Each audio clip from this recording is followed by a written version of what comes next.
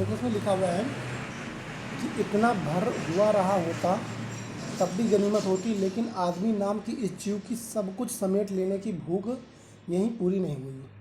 अगर केवल इतना रहा होता ना कि वो उसको भगा रहा है, चिड़ियों के भगा रहा है, उनके घोंसले तोड़ रहा है, तो तब भी गनीमत होती। मगर आदमी ने क्या कर लिया, इनको सब कुछ समेट लेने के बाद भी भूख नहीं मिटी है। सिंपल सी बात है, भाई ज़मीन भी ले लिया, खेत भी ले लिए, खलियान भी ले लिए, पेड़ भी ले लिए, उनके घोंसले भी तोड़ दिए, तब भी आदमी भूख नहीं मिट रही है। क्या कर रहा है, बॉर्डर के ऊपर लड़ रहा है, थोड़ी थोड़ी ज़मीन में लड़ रहा है ना, अपना पराया कर रहा है, ये मेरी पेंसिल है, ये तुम्हारी पेंसिल है, ये मेरी ज़मीन है, तुम्हारी ज़मीन है, ऐसा कर रहा है। अब वह अन्य प्राणियों को ही नहीं, खुद ही अपनी जात को बेदखल करने में ज़रा परहेज नहीं कर रहा है। अब तो पशु पक्षी दूर हो गए हैं, पशु पक्षी बात दूसरी हो गई है। लोग अपने अपने में क्या कर रहे हैं, कट मर रहे हैं। लोग आपस में भाई भाई से नहीं मिल पा रहे हैं, उनको जलन हो रही है कि यार ये कैसे आगे बढ़ गया, इसको बड़ी दिक्कत हो रही है। भाई भाई क्या हो रहे हैं, ऐसे हो रहे हैं। जिस माँ बाप ने पाल के बड़ा कर दिया उसको क्या कर रहे हैं, परहेज कर रहे हैं। आलम यह है कि उसे ना तो किसी के सुख दुख की चिंता है और ना किसी को सहारा या सहयोग देने की मंशा है। समझ गए? यकीन ना आता तो इस पाठ में पढ़ आ जाइए और जल्द ही याद करिएगा। अपने आसपास के लोगों को पाठ में पढ़ोगे और आपको अपने आसपास के लोगों को क्या करोगे, याद करोगे, हमारे आसपास के लोग कैसे हैं, क्या ये पाठ में जो लेसन में दिया गया है क्या वैसे ही आपके लोग हैं यहाँ आसपास के। बहुत संभव है इसे पढ़ते हुए ऐसे बहुत लोग याद आ जाएंगे जो कभी न कभी किसी न किसी प्रति वैसा ही बर्ताव करते रहेंगे। इस पाठ में आपको क्या मालूम पड़ जाएगा। और लेसन का जब नाम है आपको मैं बता रहा हूँ, अब कहाँ दूसरे के दुख से दुखी होने वाले हैं, मतलब दूसरे के दुख से दुखी होने वाले अब कहाँ बचे हैं। कहने का मतलब ये है, भाई मेरा दुख है उसको तुमको क्या मतलब है, वैसे नहीं बचे हैं। अब पहले लोग हुआ करते थे कि तुम्हारा दुख है तो अपना दुख समझते थे, है ना, कि मेरा कहीं न कहीं से क्या लगता है कुछ कनेक्शन है इसका, कोई भाई है, बहन है, मौसी, लड़का है, इंसानियत थी, कुछ इंसानियत थी। वो इंसानियत क्या हो गई, ख़त्म हो गई है। खत्म। मैं बात कर रहा हूँ बाइबल के सोलोमन की, जिन्हें कुरआन के सुलेमान कहा जाता था। कहाँ के, कुरआन के सुलेमान कहा जाता था। ईसा बात है 1025 ईस्वी की। एक बादशाह थे, कहा गया कि केवल मानव जात के ही राजा नहीं थे, सारे छोटे बड़े पशु पक्षी के हाकिम भी थे। कहने का मतलब केवल मानव जात की सुरक्षा नहीं करते थे, ये पशु पक्षी, कोई जानवर अगर रास्ते में मिल जाए उसकी भी रक्षा करते थे। कोई कुत्ता अगर प्यासा है तो उसको खाने देते थे, प्यास पानी देते थे। कोई आदमी भूखा आ रहा है तो उसको क्या करते थे, खाना देते थे। वे इन सब की भाषा भी जानते थे। अब इनकी बात सुनो सुलेमान की। तो एक दफ़ा ऐसे हुआ कि सुलेमान अपने लश्कर के साथ, लश्कर मतलब होता है सेना जो होती है ना, अपने लश्कर के साथ एक रास्ते से गुजर रहे थे। तो रास्ते में कुछ चींटियों ने घोड़ों की टापों की आवाज़ सुनी, तो डर कर दूसरे से कहा आप जल्दी से अपने बिलों में चली जाओ, फौज आ रही है। अब देखो बहुत अच्छी इंटरेस्टेड कहानी है कि रास्ते में क्या कर रहे थे, सुलेमान जा रहे थे, तभी वहाँ चींटियों की झुंड जा रही थी। झुंड जाती ना, तो घोड़ों के पैरों की आवाज़ सुनी, तभी चींटियों ने दूसरे से कहा कि भाई ऐसा करो कि कोई कोई फौज आ रही, चलो अपने बिल में क्या हो, चलो घुस चलो, कहीं बिल में जाके छुप जाओ जाके। तो सुलेमान ने उनकी बातें सुन ली और थोड़ी दूर पर ही रुक गए। चींटियों से बोले, क्या चींटियों से बोले, घबराओ नहीं, सुलेमान को खुदा ने सबका रखवाला बनाया है। मैं किसी के लिए मुसीबत नहीं हूँ, सबके लिए मोहब्बत हूँ। कौन बोला? ऐसा बात सुलेमान ने बोली चीटियों से? चींटियों से। तो चीटियां मतलब कहने का मतलब चींटियाँ बात करती थी, बोलने वाली चींटियाँ थी। पहले तो हाँ, और चींटियों की बात समझ रहा था सुलेमान। सुलेमान पहले ही समझ गया कि भाई ये चींटियाँ हमसे क्या हो रही हैं, घबरा रही हैं। सुलेमान ने साफ साफ कह दिया कि मैं वैसा इंसान नहीं हूँ, भगवान ने मुझे क्या भेजा है, नफरत करने के लिए नहीं, मोहब्बत करने के लिए भेजा हुआ है। मैं तुम्हें कोई भी नुकसान नहीं कराऊंगा। चींटियों ने उनके लिए ईश्वर की दुआ की और सुलेमान अपनी मंजिल को बढ़ गए। कहने मतलब अगर आप अच्छा काम किसी के साथ कर रहे हो तो लोग तुम्हें बद्दुआएं नहीं देंगे, क्या करेंगे, प्यार। दुआएं ही देंगे। जाओ बेटा अच्छा काम करो जाके, तुमसे बड़ी बहुत ज़्यादा दुश्मनी है, बहुत ज़्यादा मारकूट है, उसके पैर छू के तुमसे ये नहीं कहेगा तुम दुखी रहो, क्या कहेगा, खुशी रहो। खुश रहो। ये कहे ना तुमका दादा प्रणाम, तो दादा क्या कहेंगे, तुम दुखी रहो। दादा कभी ऐसे नहीं बोलेंगे तुम दुखी रहो, कहेंगे खुश रहो। चाहे गंदे मन से बोले चाहे जो बोले, मैं ये जरूर कहेंगे कि बेटा तुम खुश रहो। कहीं नहीं कहेंगे, तो बेटे नहीं कहेंगे, नाम लेकर कहेंगे, कुछ तो कहेंगे। अरे कुछ बोलेंगे नहीं, मन में एक भावना तो आएगी कि हाँ वो क्या कर रहा है, हमें सम्मान कर रहा है, लड़ाई होते के बाद भी। तो चींटियाँ भी क्या किया, उसको वरदान दे दिया। क्या कहा कि भाई तुम अपने काम में क्या रहो, हरदम विजय रहो, और वो अपने रास्ते में क्या हो जाता है, आगे बढ़ जाता है। कहानी आगे देखते हैं कि एक ऐसी घटना का जिक्र सीधी भाषा में महाकवि शेख अयाज ने अपनी आत्मकथन किया। एक महाकवि है, उनका नाम शेख अयाज है। उन्होंने अपनी आत्मकथन किया है। उन्होंने लिखा है कि एक दिन उनके पिता कुएं में नहाकर लौटे। उनके पिता थे, कुएं से नहाकर लौटे। माँ ने भोजन परोसा। उन्होंने जैसे ही रोटी का कौर तोड़ा तो उनकी नज़र अपने बाजू पर पड़ी। वहाँ एक काला च्योटा रेंग रहा था। च्योटा मतलब चीटा जिसे बोलते हो। वह भोजन छोड़कर उठ खड़े हुए। माँ ने पूछा, क्या बात हुआ बेटा, तो भोजन अच्छा नहीं लगा? शेख अयाज फिर के पिता बोले, नहीं, यह बात नहीं है। मैं एक घर वाले को बेघर कर दिया। उस बेघर के कुएं पर उसके घर छोड़ने जा रहा हूँ। क्या मतलब क्या है, मैं उसके घर छोड़ने जा रहा हूँ। मैं कुएं से पानी लेकर आया तो उसमें पानी में क्या हो गया, चला आया है। मैं खाना नहीं खाऊंगा, पहले मैं इसे घर छोड़ कर आऊँगा। मगर कुछ लोग तो आजकल ऐसे ही हो गए हैं कि घर में अगर बेटी जन्म ले लेती है तो क्या करते हैं, उसको कहीं रास्ते में छोड़ आते हैं। अपनी बेटी को क्या करते हैं, रास्ते में रास्ते में छोड़ आते हैं, फुटपाथ में छोड़ देते हैं, कहीं बहा देते हैं, कहीं जला देते हैं, है ना। बहुत सारे ऐसे कांड करते हैं। मगर देखो, ये इंसानियत की बात है। एक मुस्लिम है, मुस्लिम हिंदू कुछ भी नहीं होता है जीवन में। होता है तो आपकी इंसानियत होती है। आपकी इंसानियत कैसी है? अगर आपकी इंसानियत ऐसी है तो अच्छी है, तो आप मुस्लिम हिंदू नहीं, एक भारतीय इंडियन कहलाओगे। जिस भी देश के होगे उस देश के नाम की नागरिक कहलाओगे, अच्छे नागरिक। अगर आपकी नीयत या आपके काम गंदे हैं तो आप उस देश के नागरिक अच्छे नहीं, बुरे नागरिक कहलाओगे। तो उसको बेघर कर दिया। उसको लगा कि भाई मैं खाना खाने जा रहा हूँ, उसको मैं बेघर कर दूँ तो घर वाले क्या होंगे, चिंतित होंगे। तो उसके पहले मैं घर छोड़ने जा रहा हूँ, ऐसा उसने माँ से कहा, आयाद में। फिर क्या हुआ, बाइबिल और दूसरे पावनों ग्रंथों में नूह नाम के एक पैगंबर जिक्र मिलता है। ऐसी एक कहानी और है कि नूर नाम के पैगंबर थे। क्या नाम था, नूह। नूह। हाँ, नूह नाम का पैगंबर था। उनका असली नाम लश्कर था, लेकिन अरब ने उनको नूह के लक़ब के से याद किया। क्या किया, सबका एक प्यारा नाम होता है ना, तो अरब के लोगों ने क्या किया, उसे नूह के लक़ब के नाम से याद किया। बहुत वो होंगे तभी किया। हाँ, इसीलिए कि आप सारी उम्र रोते रहें। इसका कारण एक जख्मी कुत्ता था। अब समझ लो, लोग अपने अपने लिए नहीं रोते हैं, और नूह साहब किसके लिए रो रहे थे, एक जख्मी कुत्ते के लिए। कुछ इंसान ऐसे भी होते हैं, घर में उनके कोई जानवर पला होता है, उनसे मर जाने से उनको बहुत दुखी होती है ना। तो बात सही है, आपको जानवरों को दुखी होना है, साथ साथ आपके घर वालों को भी कोई दिक्कत हो रही, माता पिता को दिक्कत हो रही, भाई बहन को दिक्कत हो रही है, उससे भी तकलीफ होनी चाहिए। लोगों को तकलीफ नहीं होती है, समझ गए। तो ऐसा नहीं होना चाहिए। नूह के सामने एक बार एक ख्याल क्या गूंजा, कुत्ता गुजरा। नूह ने उसे दुत्कारते हुए कहा, दूर हो जा गंदे कुत्ते। ऐसा नूह ने कहा। इस्लाम में कुत्तों को गंदा समझा जाता है। कुत्ते ने उसकी दुत्कार से उनको जवाब दिया। कुत्ते ने क्या जवाब दिया, न मैं अपनी मर्जी से कुत्ता हूँ, न तुम अपनी पसंद से इंसान हो। बोलता है। ऐसा क्या, कितनी अच्छी बात, देखो बात तो सुनो। क्या कहता है, ना मैं अपनी मर्जी से कुत्ता हूँ और ना तुम अपनी पसंद से इंसान हो। बनाने वाला सबका एक ही होता है। कितनी अच्छी बात है कि भाई मेरी पसंद अगर होती तो मैं कुत्ता बनता ही क्यों। कहने मतलब ये है, और तुम्हारी पसंद होती तुम क्यों बनते भाई इंसान। तुम्हारे मन में यही आता ना, मैं सबसे बड़ा आदमी बनूंगा, तुम्हारे मन में यही आता ना, मैं भगवान बनूंगा। कौन इंसान भगवान नहीं बनना चाहता है। मगर सबसे पहले भगवान ने सिस्टम बनाया है कि आप जैसे ही कर्म करोगे वैसे ही आपकी सीढ़ी क्या होती जाएगी, बढ़ती जाएगी। आपका कारोबार क्या होगा, बढ़ता जाएगा। चाहे जिस काम में ले लो, पढ़ाई में ले लो, चाहे किसी पैसे कमाने में ले लो, चाहे बिजनेस में ले लो, है ना, चाहे आप किसी पदवी कर ले लो। आप जैसे ही कर्म करते जाओगे आपका क्या हो जाएगा, आगे काम बढ़ते जाएगा। पढ़ाई कर रहे हो तो स्टूडेंट में क्या होगा, पढ़ाई में आगे बढ़ोगे, नंबर अच्छे आएंगे। अच्छे काम कर रहे हो तो आप भाई नेता बन जाओगे, और अच्छे काम बनोगे पीएम बन जाओगे। और अच्छे काम करो, लोग तुम्हें भगवान के रूप में मानेंगे, इंसान के रूप में भगवान मानेंगे।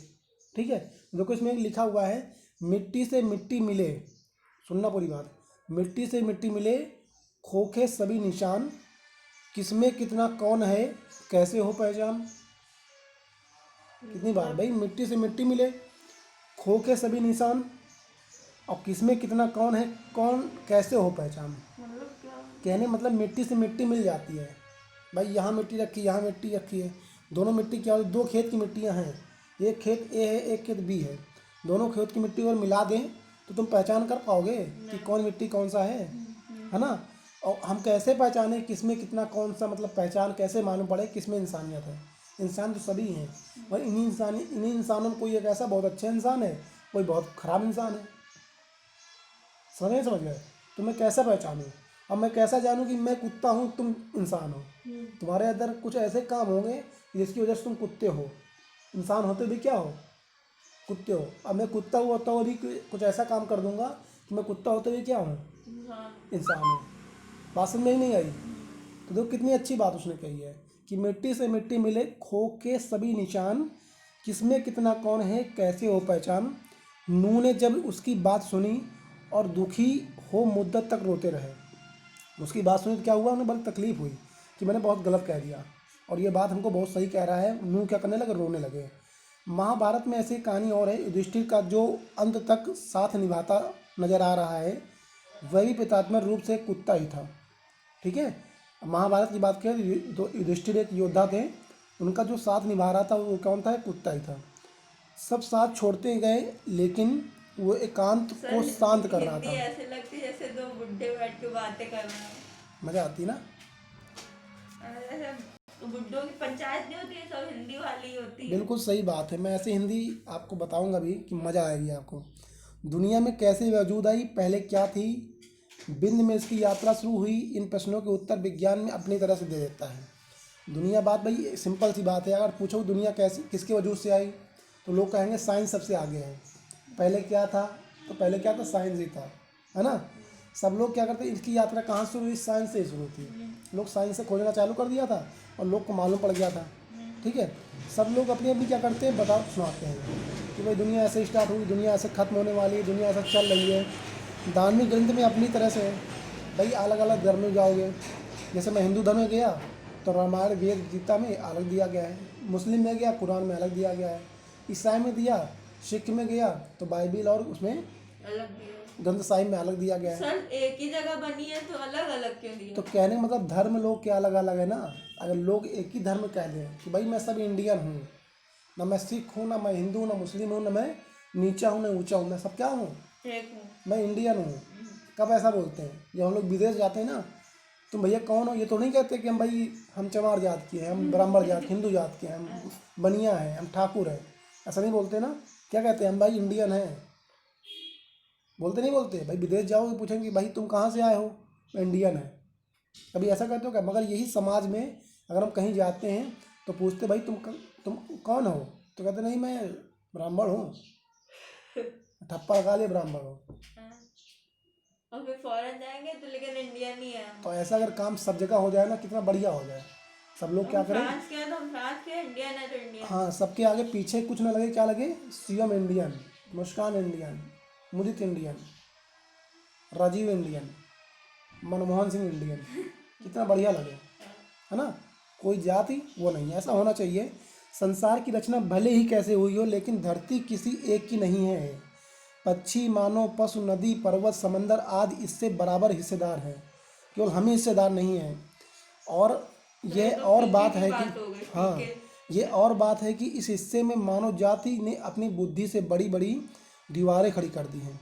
पहले पूरा संसार एक परिवार के समान था, अब टुकड़ों में बट कर रह गया है ना। अब मैंने सब पहले लड़ाई बताया ना, होती रहती है। अब लोग क्या हो गए, दूर हो चुके हैं। बेटा पप्पा से नहीं मिल पा रहा है, अपनी मम्मी से नहीं मिल पा रहा है, विदेश में है, मम्मा मैं यहीं शादी कर ले रहा हूँ, मैं यहीं परिवार बसा ले वो रहा हूँ, अंग्रेज आ। मम्मा तुम ही नहीं हो यहाँ पर, मतलब मेरे लिए तुम कुछ नहीं हो, मेरे लिए ये सब कुछ है। मम्मा बेचारी क्या करने लगी, ज़िंदगी भर खाना बना बना खिलाया, कपड़े धुला, सब कुछ किया। आज जब उनको थोड़ा सा मतलब सहायता करने नंबर आया तो वहाँ से मम्मा बोल रहे हैं। समझे, मम्मा तब भी खुश रहती है। बेटा खुश रहना, एक बार शक्ल तो दिखा दो आके हमको, चेहरा दिखा दो आके, और यहाँ रो रही है। समझ लो ऐसे ऐसे इंसान पड़े हुए हैं। अब पहले ऐसे नहीं था। पहले क्या था, बड़े बड़े दलानों आंगनों में सब मिलजुल कर रहते थे। कोई त्यौहार आ गया ना, सब लोग एक ही घर आते थे, एक अड्डा बना रखे थे। मजा भी आता है। हाँ भाई, गांव में सब लोग मिलेंगे, त्यौहार में सब लोग मिलेंगे, सब लोग जाते थे। चाहे जहाँ पर ही हो, चाहे जहाँ काम करते हो, सब लोग कहाँ जाते थे, सबकी छुट्टी, सब लोग जाओ अपने काम से, जो खरीदारी करनी पहले करो, सब लोग मिलो जाकर। अब तो लोग पैसा कमाने लगे हुए हैं, त्यौहार आ गया तो ये लगा लेंगे तो काम बन जाएगा। पहले ऐसे नहीं था, पहले भेदभाव ही नहीं था। अब अपने घर ही में अब बना छोटे छोटे डिब्बे जैसे घरों में जीवन सिमटने लगा है। बिल्कुल सही बात है, शहरों में देखने मिलता है। बढ़ती हुई आबादियों के समंदर के पीछे सरकना शुरू कर दिया है। लेकिन परिवार बिल्कुल सही बात है, समंदर के पीछे हम लोग क्या करते हैं, बीच में सरकना चालू करते हैं। क्या रहता है, उसको सरकते हैं लोग वहाँ जाकर, स्लाइड। स्लाइड्स रहती है इंग्लिश में जो बोलते हैं। पेड़ों को रास्ते से हटाना शुरू कर दिया है, फैलाते हुए प्रदूषण से पक्षियों को बस्तियों से भगाना शुरू कर दिया है। और बात करें साहब तो बारूदों के विनाश लीलाओं के वातावरण से हटाना शुरू कर दिया है। बारूद छुटा रहे हैं, धुआं निकल रहा है, तो प्रदूषण नहीं हो रहा है। मानव और प्रगति के इसी आंदोलन के परिणाम आप देखने को मिल रहे हैं। एक सब बहुत बड़ा परिणाम कोरोना चल रहा है ना। नेचर में सहन शक्ति की एक सीमा होती है, और नेचर गुस्से का एक नमूना कुछ साल पहले आपने मुंबई में देखा था, और अभी देख रहे हो आप 2020 में कोरोना काल में। मुंबई में क्या देखा है? मुंबई में क्या देखा था आपने? एक डरावना नमूना इतना था कि मुंबई के निवासी डर डर कर अपने पूजा स्थल में अपने खुदाओं से प्रार्थना करने लगे थे। अब देखो क्या चीज? बात यही है ना, ये समझ नहीं आया। कहने मतलब मुंबई में एक घटना ऐसी घटी थी कि लोग इतना बड़ा नमूना देखे थे कि अपने अपने जाते भाई, अपने अपने देवता के पास जा रहे थे, भाई बचा लो बचा लो बचा लो। काम क्या हुआ था? काम तो बताओ सर जी। तो काम ये हुआ था, कई सालों में बड़े बड़े बिल्डर समंदर के पीछे धकेल कर उनकी ज़मीन हथिया रहे थे। समुंदर के पास क्यों? क्योंकि वहाँ पर लोग बहुत सारे घूमने आते हैं, तो वहाँ से उनको क्या मिले, बहुत सारा रेवेन्यू बनेगा, वहाँ से होटल बनाएंगे लोग, पैसे वहाँ से करेंगे। मेरे साथ चारा समंदर लगातार क्या हो रहा, सिमटता जा रहा था। पहले उसने अपनी फैली हुई टांगें समेटी और थोड़ा सिमट कर बैठ गया, फिर जगह कम पड़ी तो उकड़ू बैठ गया, फिर खड़ा हो गया। जब खड़े रहने की जगह कम पड़ी तो उसे गुस्सा आ गया। तो जितना बड़ा होता उसे उतना ही कम गुस्सा आता। भाई जीवन में कहता है लोग जितने बड़े होते इंसान होते हैं उतना कम गुस्सा आता है, मैं जितने छोटे होते जाते दिमाग में उतनी सारी टेंशन बढ़ती जाती हैं और गुस्सा भी होता है उतना ज़्यादा होता है, समझ गए ना। परंतु आता है तो रोकना मुश्किल हो जाता है। पर जब भी गुस्सा आता है ना तो कहते हैं ना, एक बार कमेंट कर दिया तो फिर मैं अपने आप की भी नहीं सुनता, फिर अपने बाप की भी नहीं सुनता। तो वैसे समुंदर भी है, अगर गुस्सा मेरे पर आ गया ना तो फिर क्या हो जाएगा, त्राहीमाम हो जाएगा, चारों तरफ क्या हो जाएगा, बहुत दिक्कत हो जाएगी। यही हुआ, उसने एक रात अपनी लहरों पर दौड़ा हुए 3 जहाज़ों को उठाकर बच्चों की गेंद के समान 3 दिशाओं में फेंक दिया। अब ये हुआ सुन, 3 जहाज़ों क्या किया उसने, लहरों से उठाकर फेंक दिया। एक वर्ली के समंदर के किनारे आकर गिरा, और दूसरा बांद्रा के कार्टर रोड में ओनेमू, और तीसरा गेटवे ऑफ इंडिया में टूट फूट कर सैलानियों का नज़ारा बन गया। बावजूद कोशिश के फिर वो चलते फिरने काबिल नहीं हो सका। बहुत कोशिश किया कि इन जहाज़ों क्या कर लें, सही कर लें, मगर जहाज फेंक दिया क्या उसने? लहरों से मारा तो एकदम टूट गया पूरे 3 जहाज़ों को। माँ मेरी कहती थी सूरज ढले आंगन के पेड़ों के पत्ते मत तोड़ो, क्यों, पेड़ रोएंगे। तो मेरे दिमाग में आया पेड़ भी रोते हैं माता जी, क्या आया कि पेड़ भी रोते हैं क्या, ये तो आप कौन सी बात कर रहे हो। तो दिया बत्ती के वक्त फूलों को मत तोड़ो, माता जी अभी सिखाती है, क्यों, फूल बद्दुआ देते हैं। ऐसी बातें बहुत सारी आपने सुनी होगी अपने जीवन काल में, और अब भी सुन लो। दरिया पर जाओ तो उसे सलाम किया करो, क्यों किया करो, वह खुश होता है। तो खुश होने से हमसे क्या मतलब है भाई, इसलिए मतलब है क्योंकि उस दरिया से क्या होता है, पानी आता है, पानी से हमारी खेतों में सिंचाई होती है, खेतों में सिंचाई होती है, किसान क्या करता है, इरिगेशन करता है, उससे फसल होती है, फसल से हम लोग खाते हैं, खाने से क्या होते हैं, बड़े होते हैं और ग्रोथ हमारा होता है। इसलिए सलाम किया करो, उससे मेरा क्या है, जीवन चल रहा है। कबूतरों को मत सताया करो, वो हजरत मोहम्मद के अजीज हैं, क्यों ना सताया करो, वो हमारे भाई थोड़ो हैं, इसलिए ना सताया करो। कहने मतलब ये है कि पहले ज़माने में जब कुछ नहीं हुआ करता था ना डाकिया, तो कबूतर ही तुम्हारा साथ दिया करता था। उन्होंने हाँ, उन्होंने अपनी मज़ार के नीले गुम्मत के घोंसले बनाने की याद दे रखी थी। क्यों दे रखी थी, इसलिए कि लोग क्या कर रहे हैं भाई, ये भी पशु पक्षी, इनका भी क्या है यहाँ पर हक है, सबका हक है। मुर्गों को परेशान नहीं किया करो, वह मुल्ला जी से पहले मोहल्ले में अजान देकर सबको सवेरे जगाता। कितनी अच्छी बात है। लोग कहते हैं ना मुल्ला जी क्या करते हैं, 4 बजे तड़के अजान पढ़ देते हैं, मगर उससे पहले कौन पढ़ लेता है, मुर्गा पढ़ लेता है, वो वरदान पढ़ता है। अजान कैसे पढ़ता है, बोलता नहीं बोलता है, तो उनसे पहले बोल देता है। हाँ, सबकी पूजा एक सी अलग अलग है रीत, पूरी बात सुनो, सबकी पूजा एक सी अलग अलग सी रीत, मस्जिद जाए मौलवी कोयल गाए गीत। मतलब सबकी पूजा क्या है, लगभग एक जैसी है ना, मगर लोग के गीत क्या है, अलग अलग है। भाई हम लोग हिंदू हैं तो कह देते हैं भाई ओम नमः शिवाय, ओम नमः शिवाय।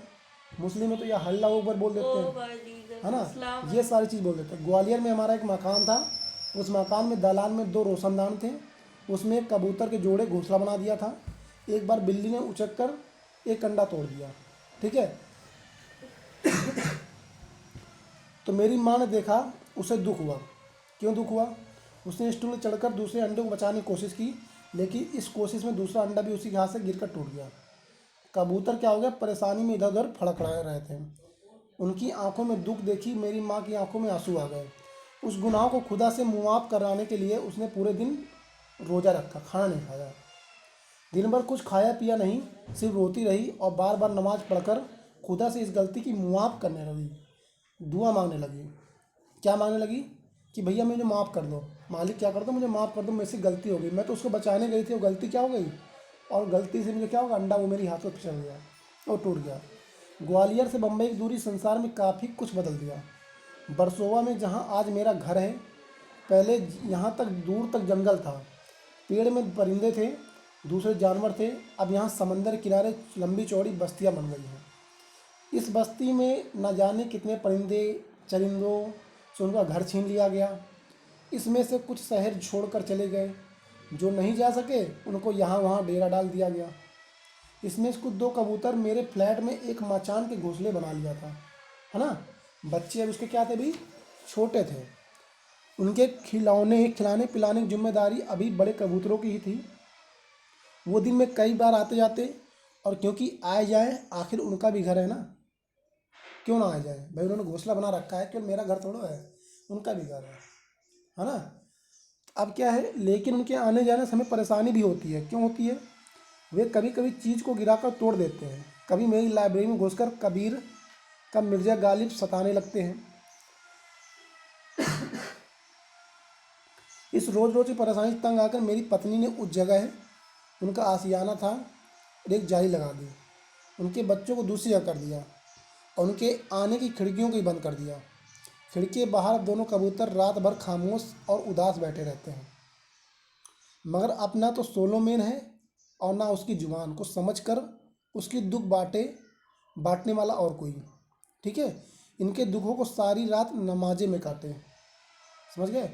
नदियाँ सींचे खेत को, तोता कुदरे आम, सूरज ठेकेदार सा सबको बांटे काम। सूरज कैसा है? ठेकेदार है। कैसे ठेकेदार है? नदियाँ खेत को सींचती हैं, तोता क्या करता है, आम कुतरता है, मगर सूरज एक ऐसा ठेकेदार है जो क्या करता है, सबको काम बांटता है। भाई दिन नहीं हो तो काम कब करोगे, है ना। दिन है तो तभी तो काम कर रहे हो। सूरज जैसे निकलता सब लोग अपने अपने काम में क्या हो जाते हैं, निकल पड़, सब लोग अपना टारगेट फिक्स कर लेते हैं। तो जीवन में बिना टारगेट के कोई काम नहीं है। अपना टारगेट क्या करो, फिक्स करो। बात समझ आई नहीं आई? तो ये बहुत बढ़िया टारगेट कहानी कैसे? थी।